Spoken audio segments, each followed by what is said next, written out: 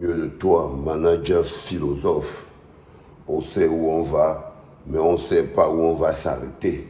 Si tu sais où on va et on ne sait pas où on va s'arrêter, sache que tu peux aller même à New York, mais tu t'arrêtes devant ta porte. C'est-à-dire que tu ne fais même pas un pas dehors. On ne sait pas où on va, mais on va s'arrêter. Dieu va nous aider. Dieu va nous aider. Tu crois que quoi? Que les autres équipes là, ils ne croient pas en Dieu. Ils ne rêvent pas de... Dieu ne peut pas les aider pour qu'ils passent un mot là. C'est-à-dire que Dieu va nous aider, quoi. On ne sait pas où on va, mais... On sait où on va, mais on ne sait pas où on va s'arrêter. Dieu va nous aider. Ça veut dire que tu as déjà abandonné. Hein, les copains? Ça veut dire que tu as déjà abandonné ton grand frère. Tu ne sais même plus ce que tu fais là-bas. Et tu avais dit que c'est là-bas où tout va aller se compliquer. Tu ne savais pas. Déjà, tu ne sais rien. Tu es juste là, comme ça, là. C'est les gens qui te voient marcher, qui ne savent pas que même ceux qui te parlent, là, tu ne comprends rien de tout ça. Que ça ne te touche en rien, tout ce qu'on parle là. Toi, tu es au jackpot de la fin de ton business et tout, et ça, non? I know, je sais, Rigo. Ils peuvent crier autant qu'ils veulent. Toi, tu as déjà été manager sélectionneur. Même si personne ne va venir enlever ça sur ton CV, non? C'est le pays, non? Chacun mange sa paille, met dans sa poche, non? Hein? Ton frère t'a donné, tu as mis. Maintenant que ça marche, non, c'est pas possible. Eh les gars, ah, dis donc, Moula, dégage, moi, vous avez vu là. Vous avez vu la décharge de ma poulette, la petite poulette Stevie, sur le docteur Dadis Camara. Les gars, vous avez vu la décharge de Stevie sur le docteur Dadis Camara. On va un peu jeter un coup d'œil là-dessus, c'est extrêmement compliqué. Moi-même, je suis resté, j'ai dit, mbele. Je n'ai jamais vu une équipe aussi nulle, mon Dieu. Depuis que les Lions Indomptables s'appellent Lions Indomptables, on n'a jamais vu des Lions aussi gringalets. Je n'en reviens pas. Désolé les gars, mais je suis fâché. C'est quoi ce pays où nous n'apprenons jamais de nos erreurs? Président Samuel Eto'o, président de la FICAFOOT, c'est à toi que je m'adresse dans cette vidéo. Mépris. Parce que le seul responsable pour moi, c'est toi. Tu te souviens? Parce que tu m'as rassuré que tu devais redonner à notre football sa grandeur. Président, la seule grandeur que tu nous sers depuis que tu es là, c'est la honte. Notre honte est grande. La Guinée. La Guinée. Bravo, président. Tu nous as fait ça. Le Cameroun a les grands joueurs, les grands gardiens, les grands entraîneurs. Mais pourquoi ne sont-ils pas en Côte d'Ivoire? Ça dit que le mépris, ça dit que bientôt, mon frère. Non, président. Ils ne sont pas obligés de marcher comme tu veux ou d'être humble. Toi-même, président, tu n'étais pas un exemple de rectitude morale ou d'humilité. Mais tu as quand même joué. Tu jouais et tu as toujours joué. Parce que le plus important à cette époque n'était pas la satisfaction de nos petits égos. Non, mais l'intérêt collectif. La victoire et rien que la victoire. Cette histoire a commencé au Qatar. Et pour te montrer que je ne suis pas d'accord malgré que j'étais soutenu avec cette façon de faire, j'ai fait ce post que je suis en train de vouloir afficher là. Tu m'as appelé, tu m'as grondé comme un enfant, président. Pourtant, j'étais soutenu corps et âme pour que tu remportes ces élections. Je ne t'ai jamais donné un franc pour cela et je n'ai jamais reçu. Parce que pour moi, le plus important dans ce soutien, ce n'était pas toi, ce n'était pas moi. C'était l'intérêt collectif, président. Quand ta victoire a été proclamée et que tu t'es levé pour m'embrasser, je me suis dit, voici quelqu'un de bien enfin. Voici le Messie, celui que le Seigneur a envoyé pour écrire les plus belles pages de l'histoire de notre football. Je savais que tu allais tout faire pour ne pas nous trahir. Pour ne pas perdre cette confiance qu'on a mis en toi, président. Mais moi particulièrement, tu m'as déçu, président. Tu m'as déçu. Pourtant, président, je vais te dire la vérité. J'étais soutenu au détriment des gens qui me proposaient de l'argent. Et ça, je ne t'ai jamais dit cela. Parce que je croyais que tu pouvais. Encore les Camerounais, ils sont petits. Malgré le fait que je sois déçu. Si tu veux, fâche-toi, menace-moi encore. Je m'en fous éperdument. Voilà. Ce qui m'intéresse, c'est le peuple camerounais qui a soif de victoire. Je sais que tu n'aimes pas qu'on te dise les choses de cette façon. Je sais que tu n'aimes pas la vérité. Mais, crois-moi, président, vous allez perdre la petite considération que le peuple camerounais a encore pour vous. Si vous tentez de rentrer ici sans être qualifié même pour le second tour, vous allez perdre cette considération. Alors, président Samuel Eto'o. Pardon, demande-lui aussi de renvoyer le coach Rigobert Song. Pardon. Tu sais, Rigaud est Rigaud parce que Eto'o. Donc, il ne m'intéresse pas. Samuel, monsieur le président, tu sais, si tu as faim et que la seule personne capable de te donner à manger s'appelle Nathalie quoi, mon frère, sois humble, il va manger chez elle. Ne meurs pas de faim. C'est pareil pour notre équipe nationale. Où est le rapport? Nos grands joueurs ne sont pas obligés d'être humbles. Mais toi, tu l'es. Tu es obligé. Car c'est toi le garant de nos échecs ou de nos réussites, président. C'est vrai, il te dénie comme tu dis. C'est vrai, il t'insulte. C'est vrai, il ne marche pas comme tu veux. Mais c'est quoi ton objectif final, président? Être respecté par tout le monde ou remporter les trophées? Il faut faire un choix. Tu es une légende pour nous. Ne laisse pas ton ego tuer ce mythe. Et au passage, nos rêves de victoire et de grandeur. Nous sommes le continent. Il n'est jamais trop tard, président, pour prendre conscience et rectifier le tir. Alors, vaut mieux 1 franc qui double chaque jour pendant 1 mois que 10 millions en une seule fois. Fais le calcul. Médites-en, président. J'attends le trophée sur place. Bonjour les enfants. C'est papa. Mon mur est un asile psychiatrique, un ciel ouvert et ma salle d'attente est toujours bondée. Bienvenue à la clinique, les enfants. Quand j'ai entendu ce gars parler de Samuel, de Nathalie quoi, j'ai cherché le rapport. J'ai cherché le rapport, mais j'ai oublié que nous les Camerounais, on est tellement méchants que quand on veut faire mal, on est capable d'aller fouiller la boue de quelqu'un.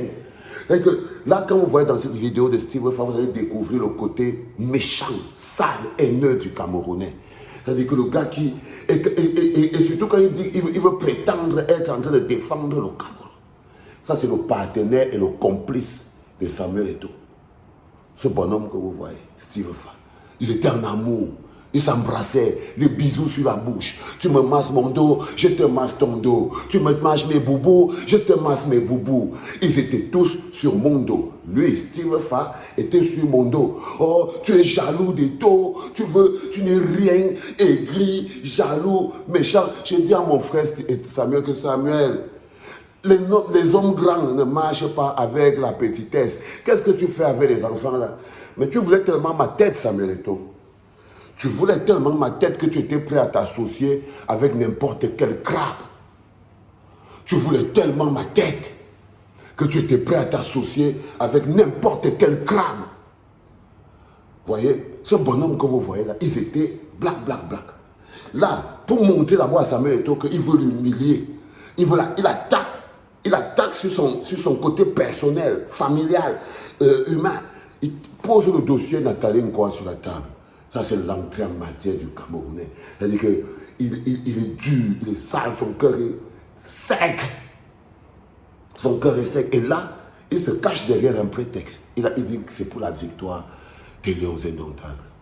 Ce bonhomme que vous voyez ici, il a le sang des Camerounais sur ses mains. Ce bonhomme que vous voyez ici s'est nourri de la misère et de la souffrance des Camerounais. C'est-à-dire qu'il a été le porte-parole.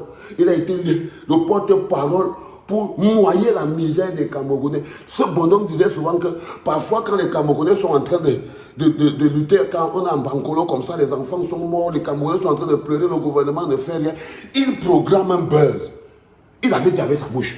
Que parfois quand je vois les valseurs commencer à vouloir dénoncer quelque chose, je les vois quand je vois valseurs, ils dénoncent la route qui est pourrie, ils dénoncent, ils voient déjà que c'est grand, je crée un autre faux buzz seulement pour tuer son buzz. C'est ce qu'il disait. Que dès le moment où il y a une situation au Cameroun qui mobilise les Camerounais, quelque chose qui touche le pays, et qu'on est en train les Camerounais veulent bien se lever. Il disait que ses amis l'appelaient qu'il vient stopper le trouble à l'ordre public. Donc qu'est-ce qu'il faisait? Il organise un buzz avec 3 minutes du peuple pour noyer la misère et la souffrance des Camerounais sous le lit. Le meilleur ami de Fodja Kotopon. Donc, c'est quelqu'un qui a déjà assumé que lui, il a toujours été au service Il a toujours été au service de l'oppresseur. Il a toujours été au service de l'oppression. C'est monsieur qu'on appelle Steve Fa. Et du coup, ça me fait bizarre de le voir donner des leçons. Et que c'est Steve Fa qui donne des leçons de patriotisme à Samuel Eto'o. Steve Fa prend l'énergie où? Pour dire à Samuel Eto'o que non. Ce qui l'intéresse, lui, Steve Fa, c'est l'intérêt du peuple camerounais qui a soif de pouvoir. Steve Fa, tu n'as rien à foutre de l'intérêt du peuple camerounais. Si tu avais quelque chose à foutre de l'intérêt du peuple camerounais, tu n'aurais pas envoyé les enfants se faire tirer dessus à Bamenda. À l'école là-bas, oh, il n'y a pas de problème, dans le nord-ouest, le sud-ouest, moi voici, je suis même ici, il y a tout éclair, tout éclate et tout, donc vous pouvez, le lendemain, 8 enfants sont morts. Steve Fa, tu es la personne qui a essayé de convaincre le Cameroun tout entier qu'il n'y a aucun problème dans le nord-ouest et le sud-ouest. Je suis désolé, frérot. Je suis désolé. Donc quand je te vois venir faire ce que tu es en train de faire là, j'avais envie de te dire que c'est moche. Laisse-nous parler ce qu'on est en train de parler. Tu es un oppresseur. Si aujourd'hui, quand on va faire le bilan du Cameroun, de savoir quels sont ces jeunes qu'on a utilisés pour non seulement abrutir, abasourdir, piétiner, humilier, mentalement et intellectuellement, ridiculiser en vous faisant croire que c'est toi, Stevie. C'est toi, Stevie. Je suis vraiment désolé, man. Mais tu vois, Samuel, je vais t'expliquer encore autre chose, Samuel Eto'o. Pour que Steve Fa t'attaque avec autant d'arrogance, il n'a pas de couilles. Hein. C'est rigolo. Là, tu vois bien qu'il porte des couilles qui ne lui appartiennent pas. Tu constates quand même, non? Ou bien, il faut que je t'explique encore, Samuel Eto'o. Tu sais très bien qu'en ce moment, Steve Fa s'est doté d'une paire de couilles qui ne lui appartiennent pas. Ça veut dire que ce n'est pas sa voix. Il n'est que la bouche en ce moment. Le message vient de tes collègues. Parce que Steve Fa est la bouche de tes collègues du gouvernement, tes collègues du RDPC, tes collègues des bagages chez les primaires. Parce que les enfants ne dissocient jamais tout ce qui se passe de la situation politique au Cameroun. En ce moment, c'est les bagages chez les primaires. En ce moment, à l'intérieur de la boîte de sardines, il y a deux camps. Et les deux camps, ça faut... Pourquoi tu parles de l'histoire? Si tu as dit que tu étais à la canne, non, man. Là, je viens de faire une sortie de route, les gars. Là, je m'étais promis. Là, je viens de faire une sortie de route.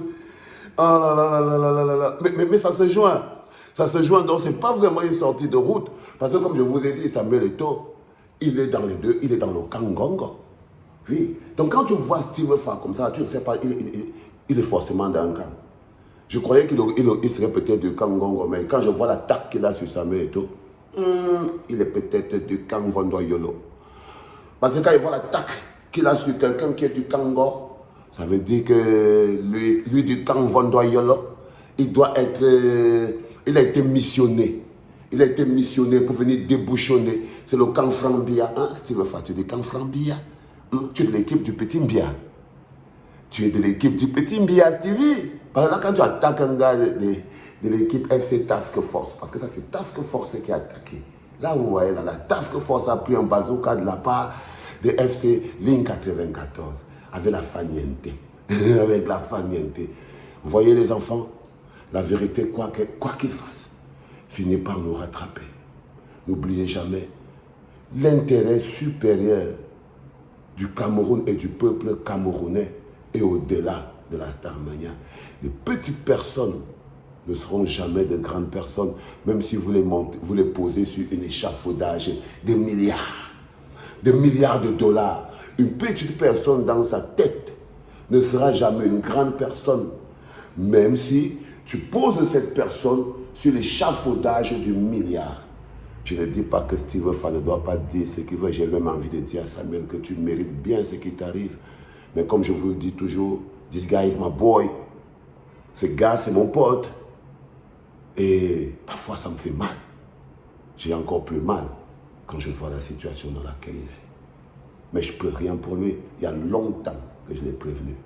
Il y a longtemps, en combi, il y a longtemps que je l'ai prévenu. Comme je vous préviens toujours, tous les jours, je vous ai prévenu pour les influenceurs. Je vous préviens. Après, vous allez... Les enfants, c'était le premier. C'était papa.